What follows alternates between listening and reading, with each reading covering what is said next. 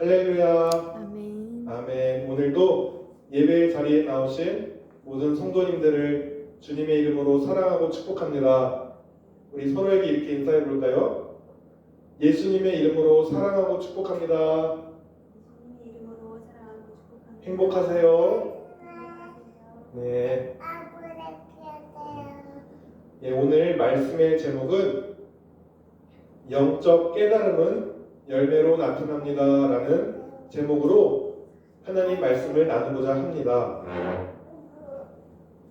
오늘 본문 말씀을 살펴보면은 유대인들의 이중적인 모습이 나옵니다.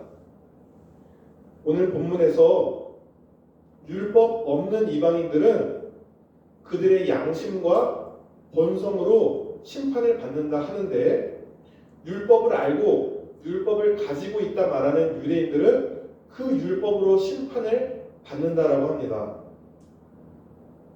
우리가 유대인이나 이방인이나 예수님 이후의 사람이나 예수님 이전의 사람이나 모두 하나님 앞에 공정하게 심판을 받습니다. 예수님 이전의 자들에 관해서는 로마서 14장 8절에서 12절에 하나님의 공정한 심판대 앞에서 모든 사람은 직접 자신이 한 일을 하나님께 직고한다 합니다. 내가 이 땅에서 하나님 어떻게 살았어요? 라고 변명할 것도 없이 절대적인 빛 앞에서, 하나님의 빛 앞에서 나의 죄가, 나의 숨은 동기가 드러나서 내가 꾸밀 수도 없이 하나님께 직접 고하게 된다.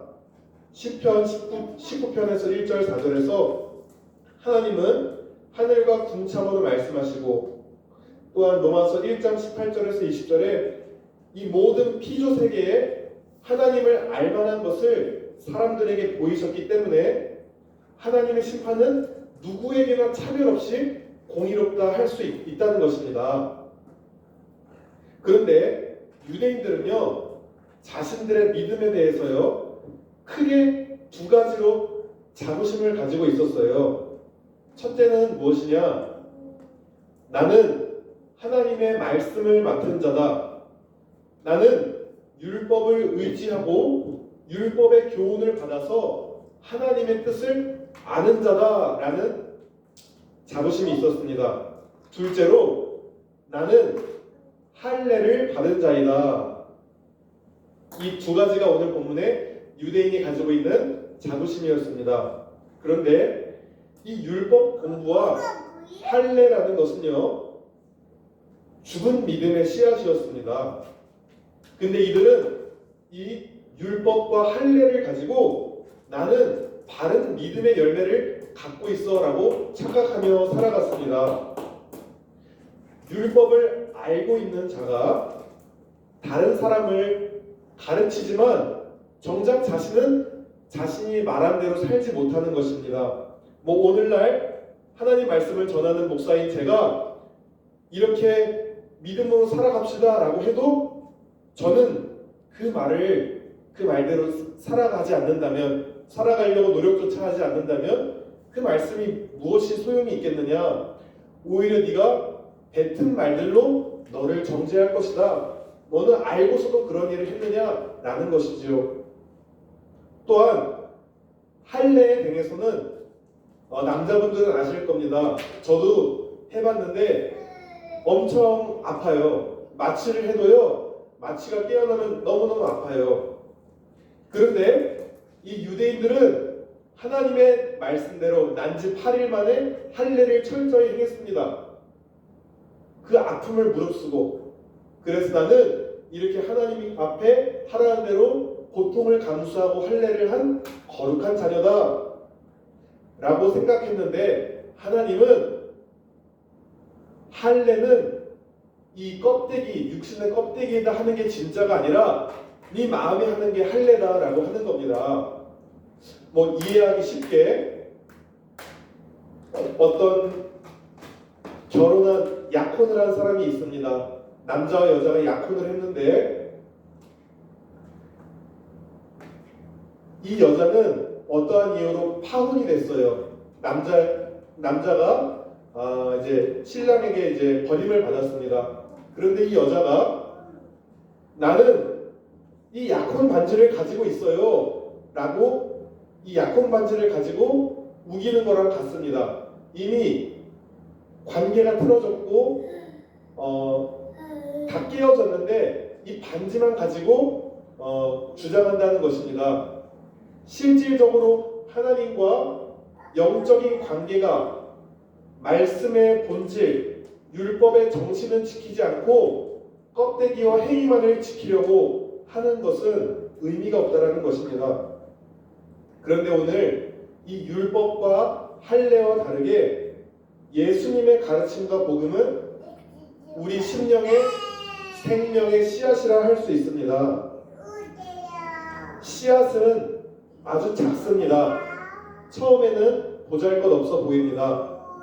그러나 그 씨앗을 통해서 나타날 잎들, 줄기, 열매 그 모든 것들이 작은 씨앗 안에 있기 때문에 그 작은 씨앗은 전체를 가지고 있는 귀한 것이라는 것입니다. 그런데 이 씨앗 자체로는 하나님의 영광을 드러낼 수가 없습니다. 성경에는 이 열매에 관해서 많은 구절이 나옵니다. 요한복음 15장 8절에 너희가 열매를 많이 맺으면 내 아버지께서 영광을 받으실 것이요 너희는 내 제자가 되리라. 빌립보서 1장 11절에 예수 그리스도로 말미암아 의의 열매가 가득하여 하나님의 영광과 찬송이 되기를 원하노라. 갈라디아서 5장 22절 23절에 성령의 9가지 열매 등 이 외에 열매에 관련된 수많은 구절들이 있습니다. 우리 그 말씀 아시죠? 팥 심은 데 팥 나고 콩 심은 데 콩 난다. 자, 팥 심은 데 콩이 날 수 있습니까?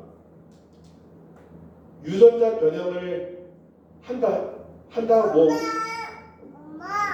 창조 질서를 거스르는 무언가를 하지 않는 이상 팥 심은 데 팥이 나게 되어 있어요. 우리 심령에 그리스도의 생명의 말씀을 심으면 말씀대로 의의 열매가 맺어지게 되어 있습니다. 물론 사람마다 열매가 맺혀지는 시기는 다를 수 있습니다. 예수님의 가르침을 가지고 살아가는데 그 사람이 거짓의 열매가 나올 수 없습니다.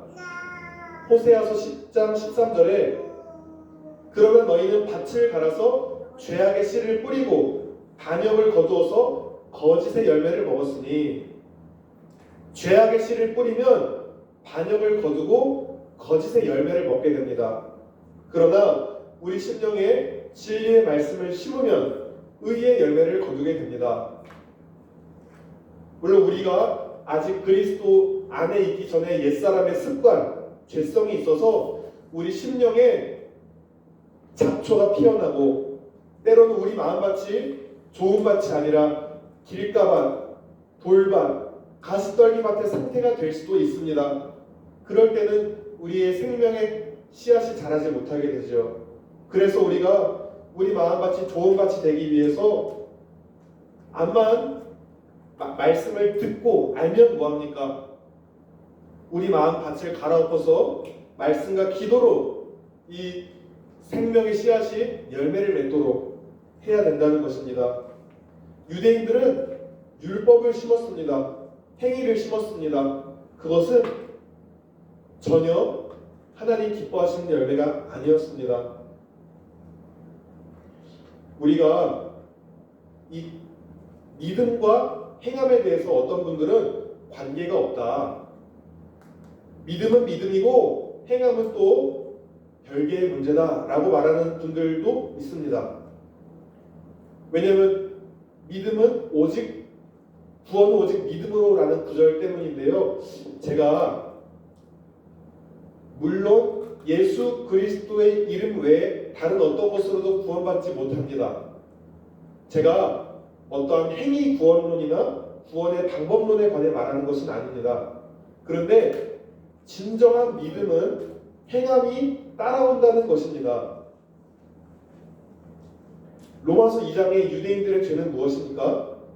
이들은 하나님에 대해 많이 말하고 많이 아는 자입니다.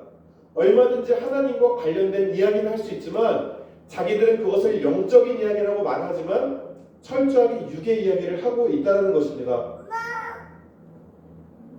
구원은 오직 예수 그리스도를 통해 믿음으로 얻습니다.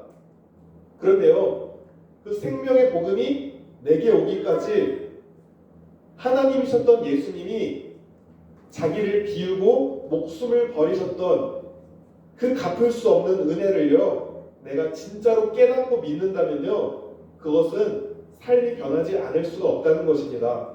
그런데 내가 예수님의 말씀을 알고 들어도 삶이 변하지 않는 것은 내가 그 말씀을 지식적으로 율법적으로 깨달은 게 아닌가 돌아봐야 합니다.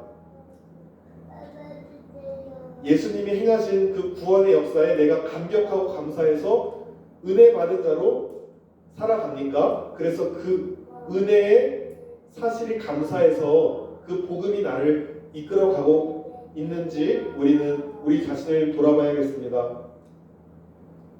저도요, 믿음이라는 게 말씀을 많이 암송하고 말씀에 대해서 많이 훈련받고 어떠한 기도로 영적인 체험을 하고 이런 어떠한 외적인 요소들이 믿음의 본질인 줄 알고 있었습니다. 그런데 이렇게 말씀을 많이 외우고 훈련받고 체험을 했다고 하지만 실상 그러한 사람들의 모습에서 예수님을 발견하지 못할 때가 종종 있다는 것입니다. 물론 말씀 배우고 훈련 받는 건 당연히 중요합니다. 그런데요, 그 모든 행위나 깨달음이요, 죽어있는 육적인 깨달음이자 내 열심일 수 있다는 것입니다. 히브리서 4장 12절에 하나님의 말씀은 살아있고 활력이 있어 좌우의 어떤 날성 검보다 예리하여 혼과 영과 및 관절과 골수를 찔러 쪼갠다 합니다. 그런데 이 율법의 말씀으로는 영을 찔러 쪼갤 수 없고 그저 지식의 만족, 혼적인 만족을 줄지 모르지만 그 영혼을 변화시키는 말씀은 율법의 말씀으로는 이루어질 수 없다는 것입니다. 우리가 이 율법을 아는 것은 지식이 많다는 것은 결코 나의 구원과 믿음을 증명하지 못한다는 것을 살펴보았습니다. 또한 유대인들이 자랑 삼았던 할례, 그 아픔을 감수하고서 받는 육체적인 할례보다 중요한 것이 무엇이냐? 마음의 할례를 받아야 된다. 그런데 이 마음의 할례는요, 이 살갗을 찢어내는 것보다 더 큰 아픔과 대가를 치릅니다. 그동안 하나님을 배제하고 나의 육신적인 생각의 사고의 틀이 나의 심령을 가득가득 채워놨고 자기중심적인 생각이 내 삶을 주장했는데 그 견고하게 자리잡은 내 심령의 굳어진 틀을 베어내려면 얼마나 아프겠습니까? 삶의 주인이 바뀌는 사건인 것입니다. 예수님은요, 신앙생활을 뭐라고 얘기하셨냐면 좁은 문을 가는 것이다. 생명으로 인도하는 문은 좁고 길이 협착하여 찾는 자가 적다 하십니다. 또한 자기를 따라오려거든 자기를 부인하고 자기 십자가를 지고 나를 따르라 하셨습니다. 또 산상수훈에서는 천국은 마치 밭에 감추인 보화와 같아서 사람이 이를 발견한 후에 숨겨두고 기뻐하며 돌아가서 자기의 소유를 다 팔아서 그 빛을 산다고 했습니다. 이렇게 하나님 나라와 복음의 참된 가치를 발견한 사람은요, 자신의 모든 소유를 팔아도 아깝지 않다 하고 좁은 문 협착한 길을 가도 기꺼이 그 대가를 치르는 것이 하나님 나라의 가치인 것입니다.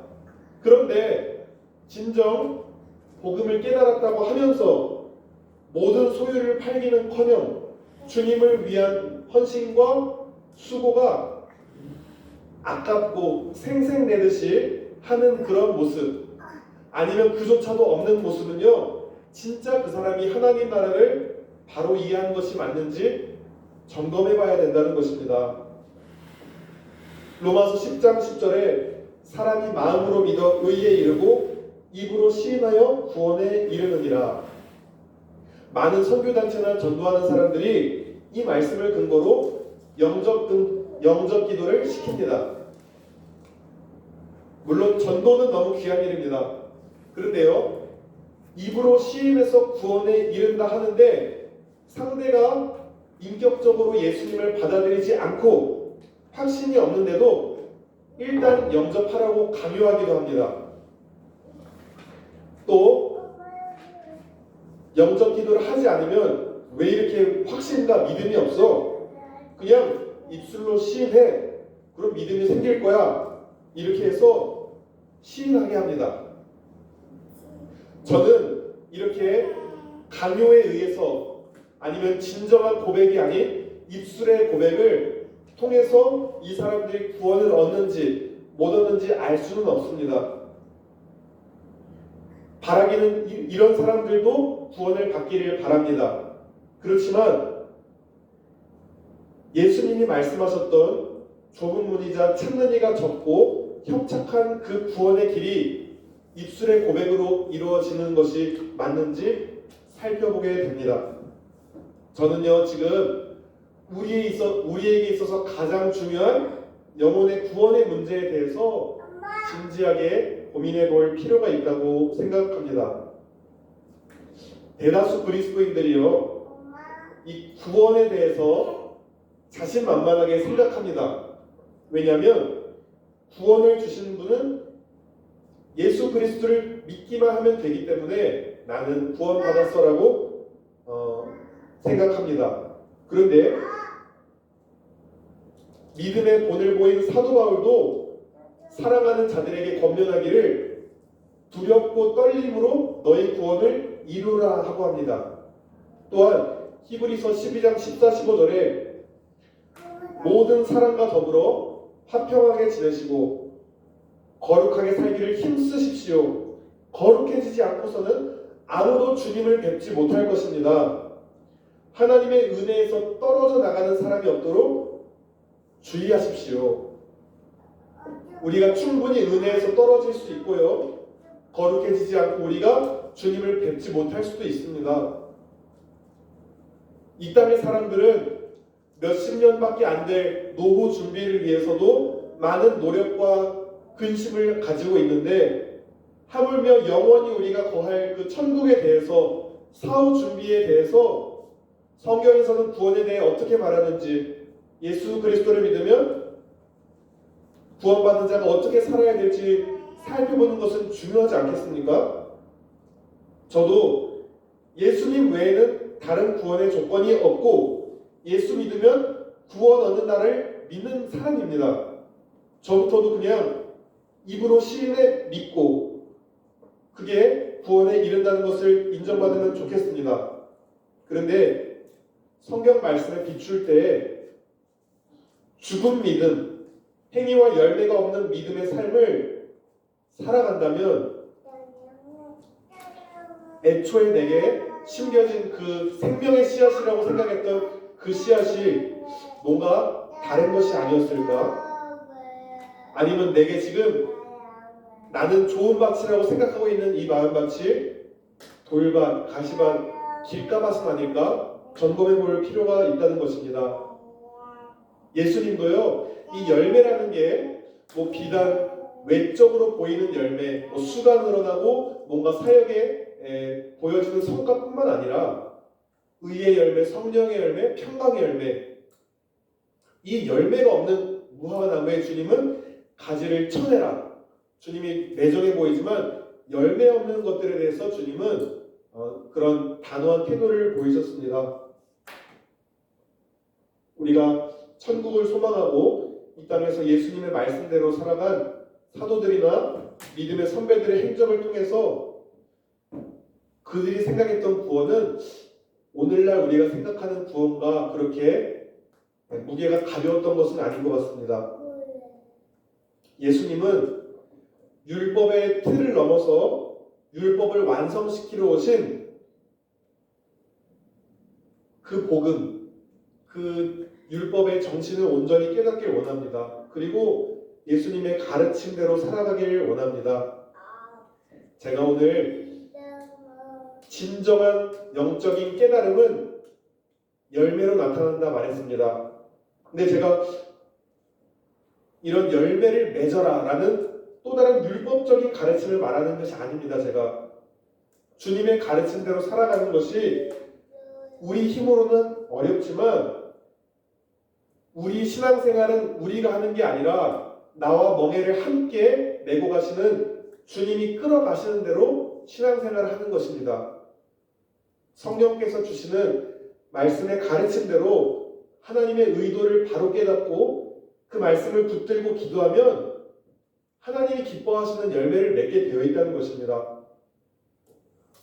그래서 오늘 우리가 우리 마음에도 진정한 할례를 받기를 원합니다. 구약의 할례와 다르게 신약에서 할례는요, 마음의 할례이고 그리스도의 할례를 가리킵니다. 골로새서 2장 11절에 또 그 안에서 너희가 손으로 하지 아니한 할례를 받았으니 곧 육의 몸을 벗는 것이요 그리스도의 할례니라 라고 합니다. 우리가 마음의 할례를 받고 그리스도의 생명의 말씀, 영의 말씀이 우리 심령에 뿌려지고 우리 마음에 심겨지고 그 심겨진 말씀의 씨앗이 내가 한 알의 미랄이 죽어질 때에 많은 열매를 맺듯이 남들처럼 세상 사람처럼 섬김을 받으려고만 하지 않고 도리어 섬기러 오신 예수님처럼 나를 비우고 예수님의 마음으로 섬기는 마음으로 내 옛 자아와 육신의 생각이 죽어지고 내 안에 그리스도의 영으로 살아간다면 많은 열매를 맺게 될 것입니다. 말씀을 정리하겠습니다. 우리가 이렇게 그리스도의 생명의 씨앗을 심령에 심고 마음의 할례를 받는 이유는 무엇일까요? 그것은 하나님의 진리를 온전히 지키고 행하는 진정한 하나님의 백성으로 새로운 생명의 삶을 누리며 살아가기를 원하시는 그 하나님 뜻대로 살아가기 위함입니다. 에스겔 36장 26절 28절입니다. 너희에게 새로운 마음을 주고 너희 속에 새로운 영을 넣어주며 너희 몸에서 돌같이 굳은 마음을 없애고 살갗처럼 부드러운 마음을 주며 너희 속에 내 영을 두어 너희가 나의 모든 율례대로 행동하게 하겠다. 그러면 너희가 내 모든 규례를 지키고 실천할 것이다. 그때에는 내가 너희 조상에게 준 땅에서 너희가 살아서 너희는 내 백성이 되고 나는 너희의 하나님이 될 것이다. 우리가 구원받은 하나님의 백성으로요, 성령의 인도를 받아서 예수님의 가르침을 육적으로 깨닫는 게 아니라 영적으로 올바로 깨닫고 또 그 말씀대로 행하며 주님을 닮아가는 그런 풍성한 열매 맺는 삶을 살아가시는 모든 성도님들 다 되시기를 예수님의 이름으로 축복하며 기도합니다. 기도하시겠습니다. 하나님 아버지 고맙습니다. 우리가 하나님의 진리의 말씀을 내 혼과 육을 변화시키는 말씀 정도로 깨닫지 않고 정말 나의 영이 변화하고 혼과 영과 발수와 관절과 골수를 찔러 쪼개는 말씀이 되어 저절로 내가 그 말씀 앞에 무릎 꿇고 그 말씀대로 살아가지 않으면 안 되는 그러한 믿음의 반응이 있길 원합니다. 하나님, 우리가 하나님 앞에 섰을 때에 하나님 기뻐하시는 선한 열매를 우리 내면의 열매 또 우리의 삶의 열매들을 보여드리길 원합니다. 우리 힘으로는 안 되오니 날마다 말씀과 기도로 주님 앞에 나아갈 때에 그러한 열매 맺는 삶을 살아갈 수 있는 힘을 더하여 주시옵소서. 감사드리며 우리 주 예수 그리스도의 이름으로 기도드렸습니다. 아멘.